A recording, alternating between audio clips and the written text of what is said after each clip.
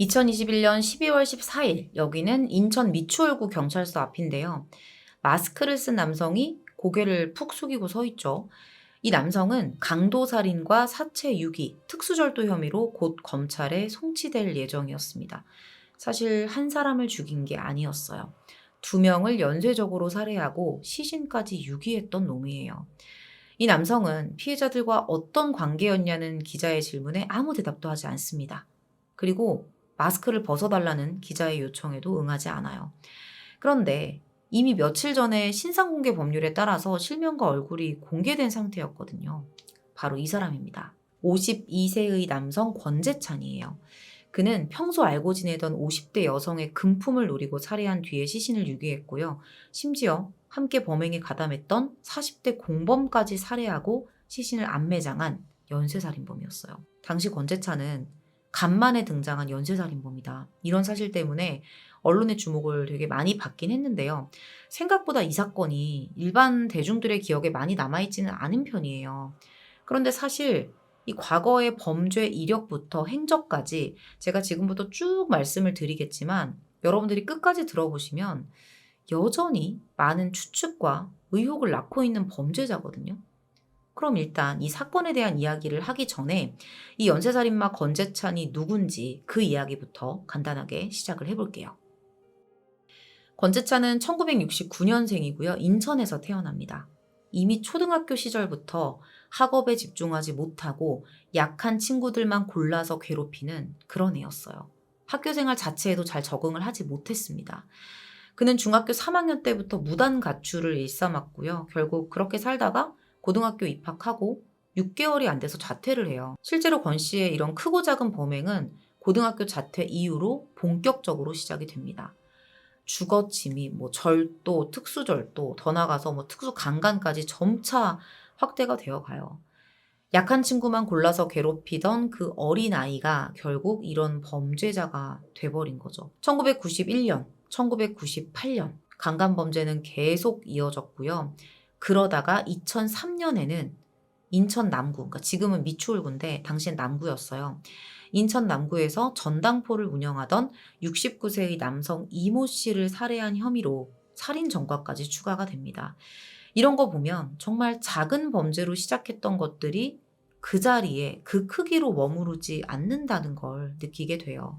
당시에 권재찬은 저당 잡힌 귀금속을 찾으러 온 행세를 하다가 준비해온 돌망치로 이 씨의 머리를 수차례 가격해 살해합니다. 그리고 차를 훔쳐서 도망을 치다가 택시를 들이받고 뺑소니 사고까지 내요. 그리고 형사처벌을 면하려고 일본으로 밀항까지 시도를 합니다. 근데 이게 계획대로 되지 않아서 결국 체포가 됐고요. 재판 과정 중에 가명에 가명을 거치면서 징역 15년을 살게 돼요. 그리고 2018년에 출소하게 된 거죠. 이후 얼마 지나지 않아 3년 8개월 만에 2명의 사람을 죽인 겁니다. 이게 오늘 제가 준비한 사건이고요. 출소 후에 권재찬은 인력사무소를 통해 건설 현장에서 일을 해요. 그러다가 2021년 5월에 또 무슨 짓을 하냐면 미추홀구의 한 공사장에 침입을 해서 전선을 훔쳐요. 수십만 원 상당의 전선을 훔칩니다. 그리고 불구속 기소가 됐죠. 자, 이후에 기소된 지 이틀 만에 똑같은 짓을 또 해요. 또다시 다른 공사장에 가서 전선 묶음, 용접기, 드라이버 합치면 한 200만 원 상당의 공구를 훔칩니다. 그러다가 이제 허리를 다치게 되면서 더 이상 이제 절도를 하지 못하게 됐고요. 이때부터는 또 도박에 빠집니다. 그렇게 도박에 빠져서 여기저기 돈을 빌리다가 결국 9천만 원이 넘는 어마어마한 빚을 지게 됐죠. 이렇게 경제적으로 힘든 상황이 지속되는 과정에서 권 씨는 또 다른 범행을 결심하게 돼요. 살아온 삶이 다 범죄고 밖에서 살았던 것보다 감옥에서 살았던 게 더 많았을 정도라는 생각이 들 정도인데 보고 배운 게 범죄밖에 없으니까 자기가 돈이 없는데 이걸 해결할 방법으로도 범죄를 택하는 거예요. 심지어 이 결심을 했던 시기는요. 앞서 저지른 절도죄에 대한 두 번째 재판을 앞둔 시점이었어요. 권 씨는 새로운 범행 대상을 물색합니다. 그리고 드디어 도박판에서 마음에 쏙 드는 사람을 한 명 찾아냅니다.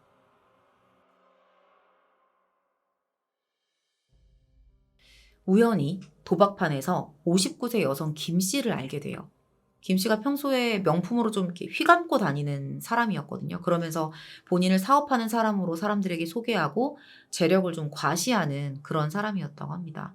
근데 이거 권재찬 진술인 건 아시죠? 범죄자들은 기본적으로 본인에게 유리하게 말을 해요. 그건 좀 알고 우리가 생각을 한번 해보면 좋을 것 같아요. 이때 권재찬은 자신 또한 이 여자하고 뭔가 좀 급을 맞추기 위해서는 나도 부유해 보여야 된다 이렇게 생각을 하고 사업가 행세를 하기로 합니다. 이미 그녀도 자신에게 관심이 있을 거라고 생각을 했어요. 그러면서 화장품 사업을 한다는 이 여성 김 씨의 말을 듣고 나는 부천에서 딸이랑 같이 미용실 운영하고 있는데 지금 납품업체하고 조만간 계약이 끝난다. 그러면 당신 회사에서 내가 좀 제품을 납품받고 싶다. 이런 얘기를 합니다. 그렇게 접근에 성공을 했죠. 이렇게 일적으로 만난 관계로 시작이 됐지만 사실 권재찬은 이미 이 여자를 범행 대상으로 삼고 있는 상황이었고요. 그냥 겉으로 봤을 때는 뭐 사업 비즈니스 관계 이렇게 보였지만 남들이 봤을 땐 이미 내연 관계처럼 보였어요. 근데 사실 이런 행세를 언제까지 할 수 있었겠어요. 시간이 지나면 들통날 수밖에 없잖아요. 권재찬도 김 씨에게 자신의 정체가 언제 탄로날지 몰라서 항상 전전긍긍했습니다. 이게 단순히 내가 거짓말한 거 들키면 어떡하지? 이 사람하고 나하고 이런 관계인데 들키면 어떡하지? 실망하면 어떡하지? 이게 아니었어요.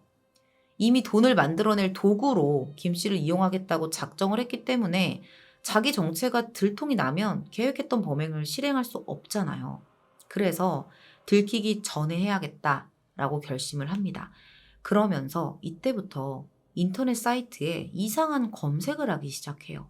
뭐 인적 없는 거리, 부평 논밭 많은 곳, 복면 강도, ATM 강도.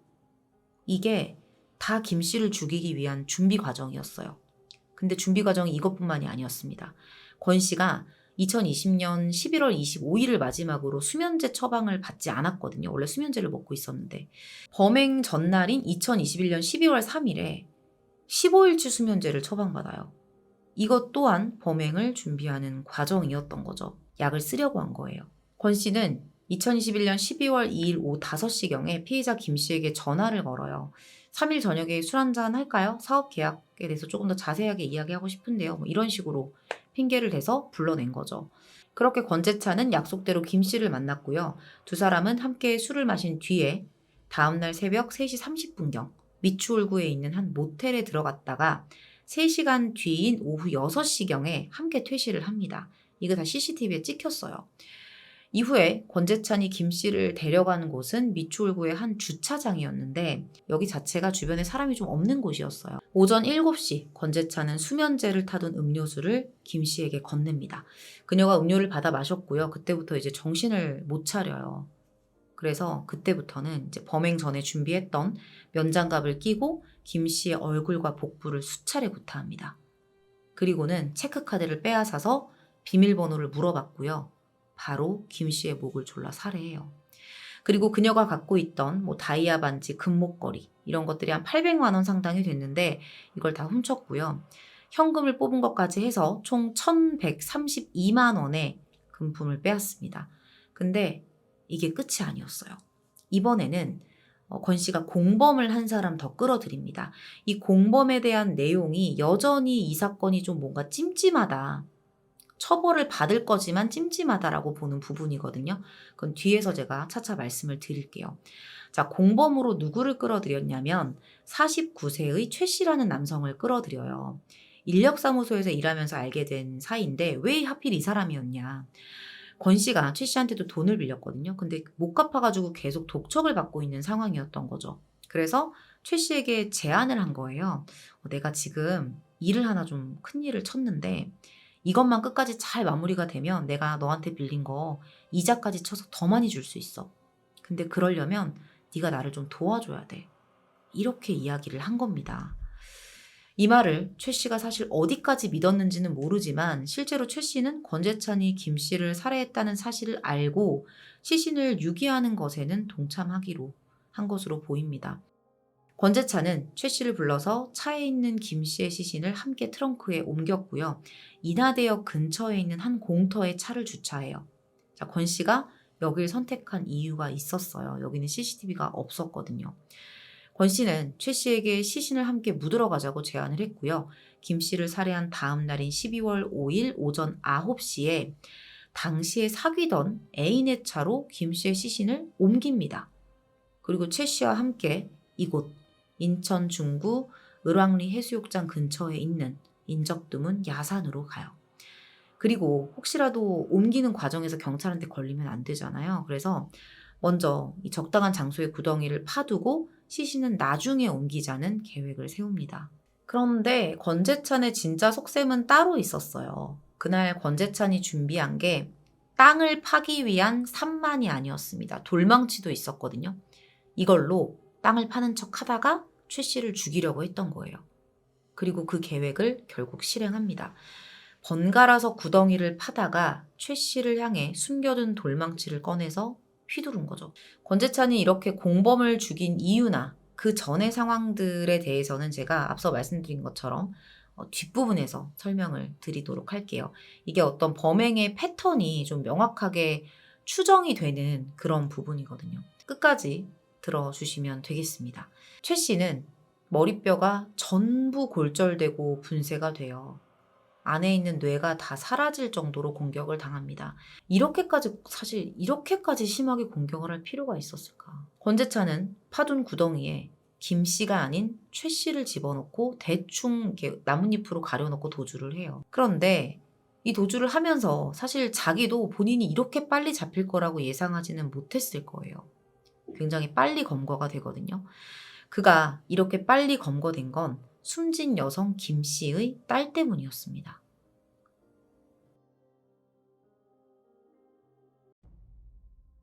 김 씨한테 딸이 하나 있었어요. 근데 엄마가 집에 돌아오지 않고 계속해서 연락이 안 되니까 엄마가 살해된 시점으로부터 30분 정도가 지난 4일 오전 7시 30분에 바로 경찰에 이제 미기가 신고를 했던 거예요. 미기가자 신고를. 경찰은 김 씨가 마지막으로 접촉한 사람이 권재찬이라는 사실을 알아냈고요. 12월 7일 미추홀구 주안동에 있는 한 모텔에서 애인과 함께 있던 권 씨를 찾아냅니다. 사람 둘을 죽이고 본인은 또 모텔에 가 있어. 이렇게 권 씨가 검거되면서 그의 연쇄살인 행각이 세상에 드러나게 된 거죠. 아까 전에 김 씨가 최 씨하고 같이 팠던 구덩이에다가 최 씨만 넣었다고 말씀을 드렸잖아요. 그러면 피해자, 여성 피해자 김 씨의 시신은 어디에 있었냐? 경찰은 인하대역 인근 공터에 주차되어 있는 차량의 트렁크 안에서 김 씨의 시신을 발견합니다. 그리고 권 씨의 진술에 따라서 공범 최 씨의 시신도 찾아내요. 처음에 김 씨 시신이 발견됐을 때 권 씨는 최 씨랑 같이 죽인 거다 이러면서 공범에 대한 내용을 주장을 해요. 그런데 최 씨도 살해된 게 밝혀진 상황에서는 진술을 바꿀 수밖에 없었죠. 그때부터는 우발적 살인이었다고 주장을 합니다. 2021년 12월 31일 권재찬은 강도살인 등의 혐의로 구속 기소됩니다. 원래 첫 공판은 2022년 1월 28일에 열릴 예정이었어요. 근데 당시에 인천구치소 수용자들이 대거 코로나 확진 판정을 받게 되는 일이 있었거든요. 그래서 좀 미뤄집니다. 3월 10일이 돼서야 첫 공판이 열려요. 그리고 5월 10일에 열린 1심 재판에서 검찰은 권재찬에게 사형을 구형했죠. 그리고 2022년 6월 23일 1심 법원에 판결이 나오는데요. 피고인 권재찬에게 사형을 선고합니다. 그리고 전자장치 30년 부착 명령도 함께 선고해요. 재판부는 당시에 뭐라고 이유를 밝혔냐면 피고인에게 교화의 가능성이 있다거나 인간성을 회복할 수 있으리라고 기대할 수가 없다.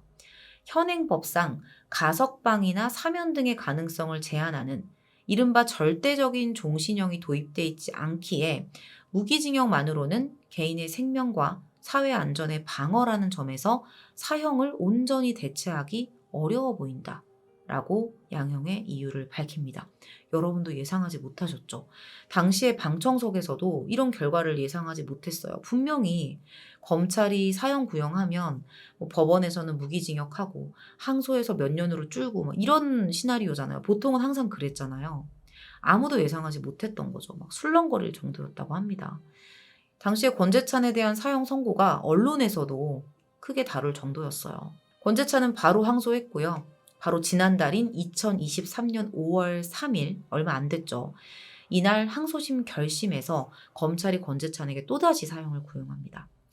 최종 진술에서 권재찬은 항소는 본인이 원해서 한 것이 아니라는 점을 밝히면서 나는 사형 선고에 만족합니다. 빨리 선고 내려주세요 라고 얘기를 해요. 원래 2심 선고가 6월 16일에 예정이 돼 있었는데 권재찬이 불출석 사유서를 제출하면서 일주일 뒤인 23일 오전 10시로 연기가 됩니다. 지금 녹화하고 있는 시점이 6월 21일이거든요. 아마 제가 편집을 하거나 업로드를 하면서 결과에 대해서 말씀을 좀 드릴 수 있지 않을까 싶네요. 자, 재판 내용은 여기까지예요. 근데 여러분 지금부터 끝까지 들어보셔야 돼요. 자, 지금까지 권재찬의 범행 과정과 과거의 이력을 좀 돌이켜보면 의문이 좀 강하게 드는 부분이 있어요. 권 씨가 첫 살인을 했었던 그 전당포 살인 사건이 있었잖아요. 이때 최종적으로 징역 15년형을 선고받았다고 제가 말씀을 드렸는데 이 전당포 살인 사건은 명백한 강도살인 범죄란 말이에요. 강도살인일 경우에는 강력범죄 중에서도 가장 큰 중범죄로 취급이 됩니다. 1심에서 당시에 검찰이 사형을 구형했었는데 무기징역 선고를 받은 것까지는 뭐 상식적으로 뭐 늘 있어 왔던 그런 일이니까 우리가 그냥 그런가 보다 할 수 있는 선이라고 쳐도 어떻게 이 무기징역이 15년형으로 감형이 될 수 있느냐는 거예요. 이게 되게 이해하기 어려운 부분인데 이유가 있었습니다. 당시에도 권재찬에게 공범이 있었던 거예요. 근데 더 이상한 점이 뭐냐면 이 공범의 존재를 아직까지도 어디에서도 찾을 수가 없다는 겁니다. 당시 재판에서 권재찬은 모든 범행의 계획과 주도를 공범이 다 했다라고 주장을 했어요. 문제는 수사를 진행했던 경찰도 그 공범의 존재를 끝내 특정할 수 없었던 거예요. 재판의 판결문에도 공범의 존재에 대해서는 신원불상으로 기록이 돼 있습니다. 그때 판결문 내용을 보면 항소심 재판부는 권재찬이 주장하는 바와 같이 다른 공범이 강도살인 범행을 저질렀고 권재찬은 밖에서 망을 보았을 가능성을 완전히 배제할 수 없다. 그러니까 망을 봤을 가능성이 있다는 거예요. 그리고 권재찬에게 사회로부터 영원히 격리하는 무기징역을 선고하는 게 주저되므로 원심이 선고한 형량을 다소 감경하기로 한다. 이렇게 설명을 했었어요. 당시에. 공범이 누구인지 특정할 수 없다. 그러니까 신원불상으로 기록은 하지만 권재찬이 아닌 그 공범, 누군지는 몰라요.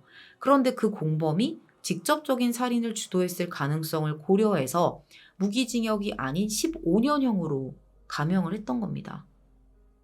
애초에 제가 봤을 땐 공범이 없는 것 같거든요. 공범 자체가 없었던 것 같은데 이 살인자의 진술 하나만으로 공범의 존재를 인정하고 감형까지 받아냈던 거죠. 당시 그가 전당포 주인을 살해하고 챙긴 금액은 고작 32만 원이었어요. 진술에 따르면 함께 범행을 저질렀던 그 공범이 3일 만에 사라졌고 본인은 신원불상의 브로커에게 500만 원을 지불하고 일본으로 밀항을 시도했었다. 이렇게 얘기를 하거든요. 자, 그러면 결과적으로는 공범이랑 같이 밀항을 시도한 건 아니란 말이에요. 만약에 공범을 혼자 한국에 남겨두면 경찰에 분명히 붙잡힐 가능성이 되게 높거든요. 그럼 당연히 권재찬이 공범입니다라고 말을 할 거 아니에요. 그렇게 되면 이거 자체가 본인한테는 되게 불리한 상황이라는 거죠.